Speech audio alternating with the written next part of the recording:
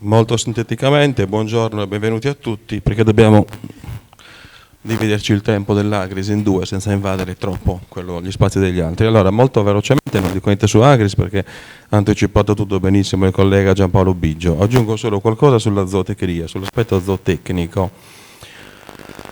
L'Agris è nato insieme all'Aore e ad Argea nel 2006, al momento furono istituite le agenzie regionali agricole, riunendo diversi enti strumentali che furono al momento soppressi. Io provengo dall'Istituto Zootecnico e Caseario, che si occupava di sperimentazione e ricerca in 4 aziende zootecniche: Bonasai Sassari, che molti di voi conoscono almeno di fama, Monastir, Macomer e Foresta Burgos.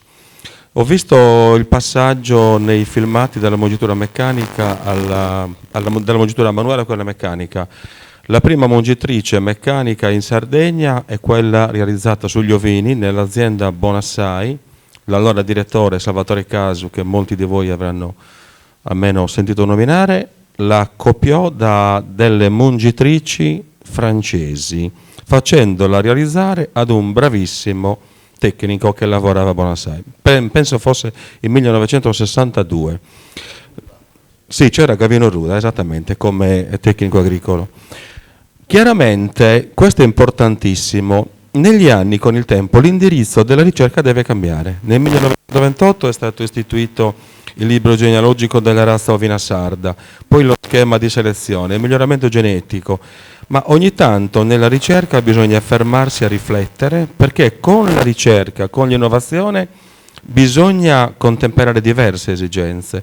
Abbiamo raggiunto livelli produttivi molto elevati anche sugli ovini al pascolo, ma la ricerca adesso deve badare anche a combattere alcune avversità, a prevenire malattie genetiche, per esempio con gli studi dell'Agris, compiuti in collaborazione con l'Istituto Zorbofilattico, siamo riusciti a debellare quasi completamente la patologia della sclepi pecora pazza, utilizzando riproduttori maschi geneticamente resistenti, quelli che banalmente, comunemente vengono chiamati gli arieti A4R, così li chiamano gli allevatori, gli arieti omozigoti resistenti.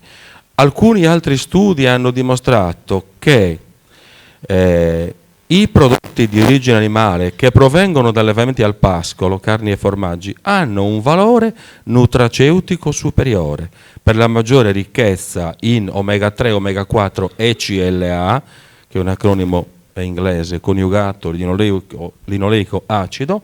Effettivamente è dimostrato che il valore nutraceutico, quindi salutistico ambientale, di questi prodotti di origine animale ottenuti al pascolo è superiore rispetto a quelli che provengono da animali allevati in stalla.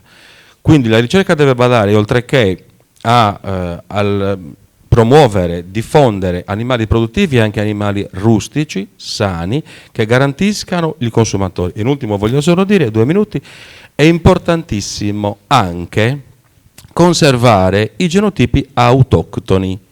Cosa vuol dire, visto che ci sono gli studenti autoctoni? Cioè conservare quelle razze che sono tipiche del luogo in cui vivono.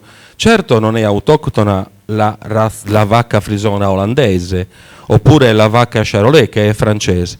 Sapete quante sono le razze zootecniche autoctone che conoscono benissimo i direttori di Argea e Laore, perché sono state riconosciute dall'Unione Europea come minacciate di abbandono, quindi meritevoli anche di un aiuto erogato agli allevatori che li allevano nel rispetto del disciplinare. Solo 11. Le razze zootecniche minacciate di abbandono sono 11, velocissimamente le elenchiamo anche perché sono importanti, e noi il 25 di aprile, giovedì, porteremo alla Fiera di San Marco alcuni soggetti della razza ovina di Arbus, e credo che dai colleghi dell'Ippico saranno inviati alcuni equidi, sia cavalli che asini.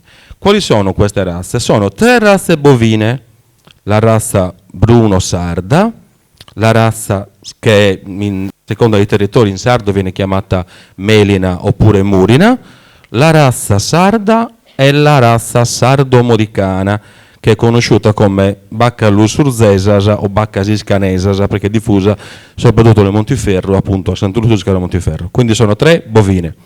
Una razza ovina, che è la razza nera di Arbus, naturalmente non è certamente minacciata di abbandono la razza sarda, perché ne abbiamo quasi 4 milioni in Italia, di cui 3 milioni in Sardegna.